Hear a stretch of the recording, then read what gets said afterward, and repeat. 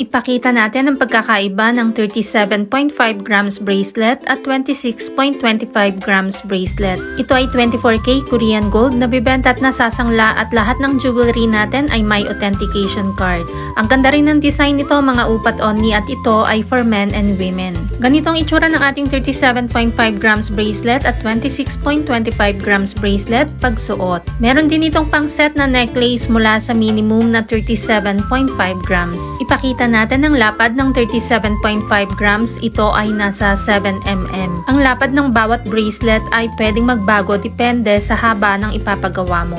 Ang ating 26.25 grams naman ay nasa 6 mm. Kaunti lang ang diferensya nila sa lapad, pero pag sinalat mo mas makapal na higit ang 37.5 grams. Ito naman ang kanilang 18K Korean gold lock.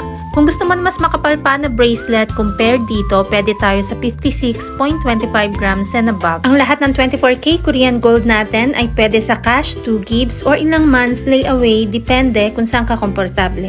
Ang rate ng gold ay nagbabago every day, kaya hindi natin nilalagay ang price sa video. Kung gustong malaman ang updated price, mag-inbox kay Michelle Yu sa Facebook at subscribe ka na rin sa ating Mabenta KR Jewelry YouTube channel para updated ka.